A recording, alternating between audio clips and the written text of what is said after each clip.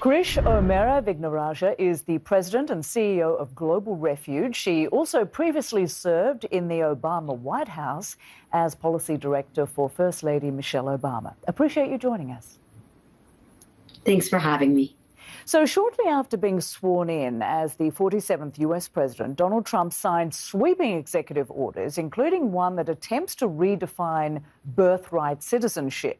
In response, civil rights groups and nearly 20 states are now suing to stop President Trump's executive order to end birthright citizenship. So how strong is that case? And can a US president legally override a constitutional amendment through executive action? And, of course, in this instance, the 14th Amendment's citizenship clause. I do believe that the 14th Amendment is crystal clear, and the executive order, for it to be able to go into effect, you would have to find some way to argue that what the 14th Amendment says is not actually what it means. And so I think this is where, what we saw in the executive order is a massive paradigm shift, because it isn't just the constitutional text. It is also that there is a over 100-year legal precedent that the Supreme Court addressed the question of whether the child of Chinese immigrants who were not citizens themselves could have birthright citizenship. And so I think the fact is that the changing interpretation here requires one of two things: either a constitutional amendment, which is an extremely high bar, requiring 2/3 of Congress and ratification by 3/4 of states, or it requires a ruling by the Supreme Court to overturn existing precedent. And I think that's where the concern is, that the executive order could potentially kick off a legal battle. So how likely is it that this issue could come before the Supreme Court? And if that happens, what would be the likely outcome, do you think? Well, I think there is a real possibility that these cases could make their way up to the Supreme Court. Part of that is because you actually have two lawsuits being filed by different sets of attorneys generals. And so as they make their way up, you could see them consolidated and taken to the court.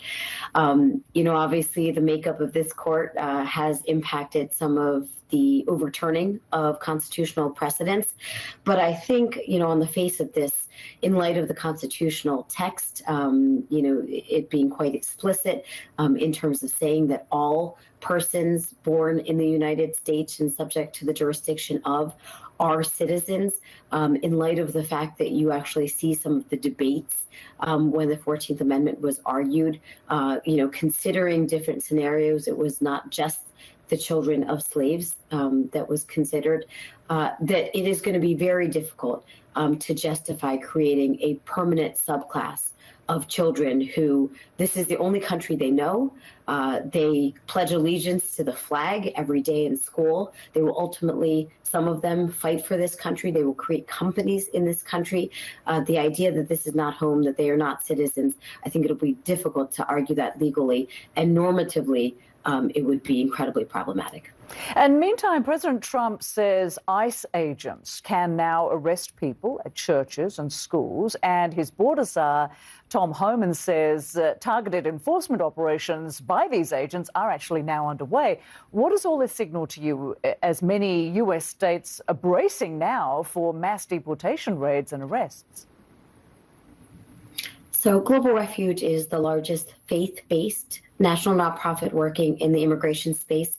We are hearing from so many of the churches, other faith-based organizations that we work with, who are incredibly troubled by the infringement on their freedom of religion, in terms of church being a safe space, in terms of the separation of church and state. Global Refuge has a Lutheran legacy, and so often we cite Matthew 25 in terms of welcoming the stranger. Over the holidays, obviously, we talk so much about how Jesus Christ was a refugee. And so the idea that churches, schools, hospitals have become hunting grounds in terms of immigration enforcement is not just troubling for immigrants. Frankly, as the mother of two little girls, one's 1, one is 7, the idea that there could be ICE officers going into their schools, it has far-ranging consequences, not just for our clients, but for our local communities.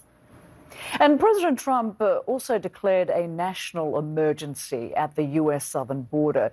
What does that essentially allow him to do legally when it comes to all immigration matters? It has sweeping impact, which is confounding when you think about the fact that, in the last few weeks, we've had about 1,000 encounters at the border in terms of migrants trying to cross. This is below what the number was 4 years ago. And so the idea that this is a quote unquote national emergency is problematic because what it allows for is sweeping powers. It has enabled the president to find the funding for the border wall.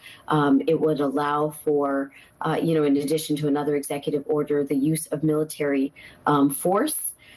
It would also allow for, the complete shutdown of the southern border, as well as the shutdown of the CBP One app. There are 30,000 people who were told in the last year or two that was the way that you applied. That was the way that you had an orderly process to make your case. Before in an interview.